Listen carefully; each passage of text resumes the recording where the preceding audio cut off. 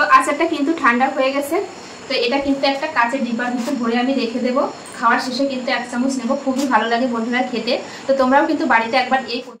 নমস্কার বন্ধুরা, তোমাদের সবাইকে অনেক অনেক স্বাগত জানাই বন্যা রান্নাঘরে। আজকে আমি তোমাদের সঙ্গে এমন একটা রেসিপি শেয়ার করবো, সেটা কিন্তু দেখলেই কিন্তু জিভে জল চলে আসবে। সেটা হচ্ছে বিনা তেলে হচ্ছে পাতিলেবুর আচার। এটা কিন্তু অনেকে অনেকভাবে বানায় লেবুর আচারটা, তো আমি একদম অন্য রকম ভাবে বানাবো আর কোনো রকম তেল ছাড়া কিন্তু এই আচারটা তোমাদের বানিয়ে দেখাবো।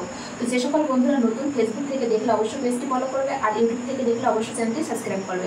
তো চলো শুরু করি কিভাবে আমি এই বিনা তেলে এই লেবুর আচারটা বানাই। আশা করি তোমাদের অনেক অনেক ভালো লাগবে বন্ধুরা, তো দেখতে থাকো। তো দেখো এখানে কিন্তু আমি নিয়ে নিয়েছি এই যে আধা কিলো আসছে লেবু, পাতি লেবু। তো লেবুটা নেবে কিন্তু একটু খোসা পাতলা, সেই লেবুগুলো নেবে, তাহলে কিন্তু আচারটা বেশি ভালো হবে। তো আমি এখানে পরিমাণ মতো নিয়েছি লেবু। তো তোমরা চাইলে লেবুর পরিমাণটা এর থেকে কমও নিতে পারো বা এর থেকে বেশিও নিতে পারো। তো লেবুগুলো কিন্তু খুব সুন্দর করে আগেই আমি ধুয়ে নিয়েছি। দেখো লেবুগুলো এখন কিন্তু কি করব, আমি কিন্তু একটা পাত্রে এই যে গরম জল নিয়ে নিয়েছি। এই যে এখানে কিন্তু গরম জল নিয়ে নিয়েছি। ঠান্ডা জল হলে কিন্তু হবে না, গরম জলই নিতে হবে। তো এখন আমি এই ধোয়া লেবুগুলো কিন্তু এই গরম জলের ভিতর দিয়ে দেবো। এর ভিতর দিয়ে দিলে কি হবে, এর যে একটা তেতো ভাব অনেকটাই কিন্তু কমে যাবে। জলের পরিমাণটা কিন্তু একটু বেশি দিতে হবে, যাতে লেবুগুলো পুরোভাবে এরকম ডুবে থাকে। তো এইভাবে আমি রেখে দেবো হচ্ছে 10 থেকে 15 মিনিট। তো 10 থেকে 15 মিনিট পরে ফিরে আসি। 10 থেকে কিন্তু 15 মিনিট হয়ে গেছে। এই যে এইভাবে রেখেছিলাম, এখন আমি কিন্তু লেবুগুলো তুলে নেব। গরম জল থেকে লেবুগুলো তুলে একটা প্লেটে রেখে দেবো। জলটাও কিন্তু অনেকটাই ঠান্ডা হয়ে গেছে। তো এই যে সব লেবুগুলো কিন্তু একটা আমি প্লেটে এই যে তুলে নিয়েছি। এখন আমি লেবুগুলো কিন্তু কেটে নেব। তো প্রথমে কিন্তু এই যে দুই সাইড থেকে কিন্তু এই মুখের অংশটা কিন্তু ফেলে দেব। এই যে ফেলে দিয়েছি, এখন আমি কেটে নেব। এর ভিতরের যে এই যে লম্বা যে দাড়িটা, এটা কিন্তু ফেলে দেবো। এই যে আর বীজগুলোও কিন্তু ফেলে দেবো। এই যে এই অংশটা কিন্তু শক্ত অংশটা কিন্তু ফেলে দেবো, দিয়ে এই যে বীজগুলো কিন্তু ফেলে দেবো, দিয়ে এরকম ছোটো ছোটো পিস করে কিন্তু কেটে নেবো এইভাবে।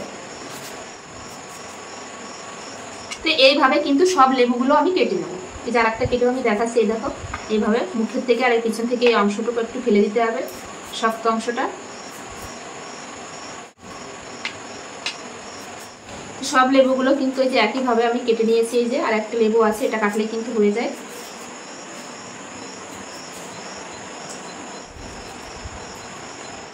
তো ভিতরের এই দানাগুলো কিন্তু থাকলে কিন্তু লেবুর আচারটা তেতো হয়ে যেতে পারে, এটা রাখবে না। এভাবে ছোটো ছোটো পিস করে কেটে নেবে। তো দেখো আমি সব লেবুগুলো কিন্তু এই যে কেটে নিয়েছি। লেবুগুলো কিন্তু ছোটো ছোটো পিস করে কেটে নিয়েছি। এবার কিন্তু একটা মিক্সি জারের ভিতর কিন্তু দিয়ে দেবো লেবুগুলো, দিয়ে কিন্তু পেস্ট করে নেবো। এর ভিতরে কিন্তু কোনো রকম জল দেবো না, যেহেতু পাতি লেবু রসে ভরা, তো তার জন্য কিন্তু জল আর দেবো না। এইভাবে আমি একটা পেস্ট করে নিয়ে আসবো।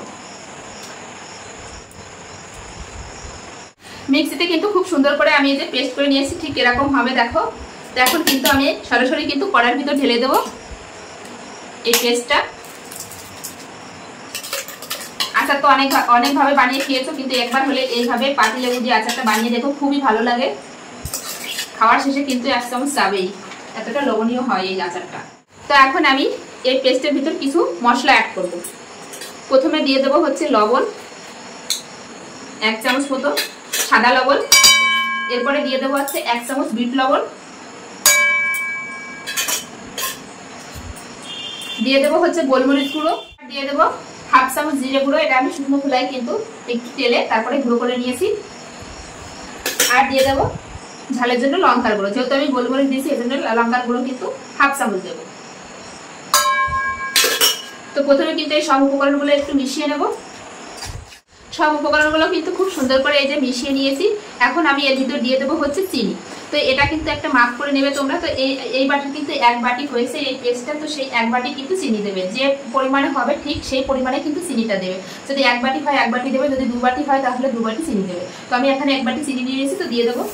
এখন চিনিটাও কিন্তু খুব সুন্দর করে এভাবে একটু মিশিয়ে নেব। মিশিয়ে কিন্তু গ্যাসের উপর বসিয়ে দেবো।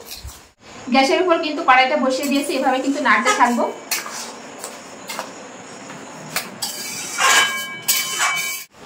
তো দেখো চিনিটা কিন্তু গলে অনেকটাই কিন্তু এই যে জল বেরিয়েছে। তো এখন এরকম ভাবেই কিন্তু নাড়তে থাকবো, আর এই জলটা কিন্তু শুকিয়ে নেবো। নাড়তে নাড়তে কিন্তু অনেকটাই এই যে জল শুকিয়ে গেছে, আর কালারটাও কিন্তু ধীরে ধীরে চেঞ্জ হয়ে যাচ্ছে। এই যে এইভাবেই কিন্তু আরো আমি একটু জাল করে নেবো, আর একটু শুকিয়ে নেব। এই যে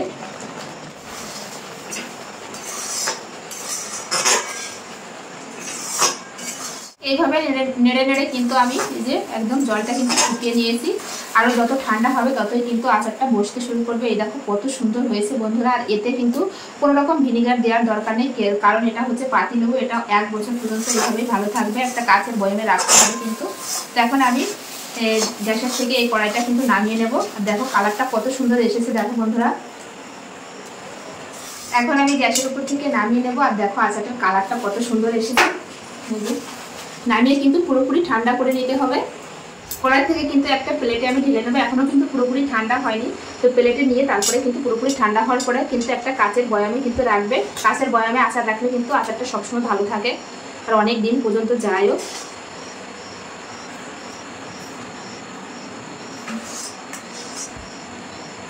লবণীয় লাগছে বন্ধুরা দেখো আচারটা। তো পাতিলেবু দিয়ে একবার হলে এইভাবে এই আচারটা বানিয়ে খেয়ে দেখো, খুবই ভালো লাগে বন্ধুরা। দেখতে যতটা সুন্দর লাগছে খেতেও কিন্তু এতটাই সুন্দর হবে। আচারটা কিন্তু ঠান্ডা হয়ে গেছে, তো এটা কিন্তু একটা কাচের ডিব্বার ভিতর ভরে আমি রেখে দেবো। খাওয়ার শেষে কিন্তু 1 চামচ নেব, খুবই ভালো লাগে বন্ধুরা খেতে। তো তোমরাও কিন্তু বাড়িতে একবার এই পদ্ধতিতে বানিয়ে দেখো, খুবই ভালো লাগবে। পাতিলেবু এখন তো বাজারে খুবই পাওয়া যাচ্ছে, সচরাচর পাওয়া যায়। তো আমি এখানে আধা কিলো দিয়ে বানিয়েছি, তোমরা চাইলে এর থেকে কম দিয়েও বানাতে পারো বা এর থেকে কিন্তু বেশি দিয়েও বানাতে পারো। তো আজকের এই রেসিপি বিনা তেলে পাতিলেবুর আচার কেমন লাগলো বন্ধুরা অবশ্যই কমেন্টে জানিও। ভালো লাগলে অবশ্যই লাইক কমেন্ট শেয়ার করে কিন্তু নতুন বন্ধুদের দেখার সুযোগ করে দিও। এরকম নিত্য নতুন ভিডিও দেখতে হলে অবশ্যই বন্যা রান্নাঘর চ্যানেলটি সাবস্ক্রাইব করবে। যারা ফেসবুক থেকে দেখছো তারা পেজটি ফলো করবে। তো কেমন লাগলো বন্ধুরা কমেন্ট করতে কিন্তু ভুলবে না। তো আজকের মতো ভিডিওটি এখানেই শেষ করছি, আবার দেখা হচ্ছে নতুন কোনো রেসিপির সঙ্গে। ততক্ষণের জন্য বাই, সবাই ভালো থেকো, সুস্থ থেকো।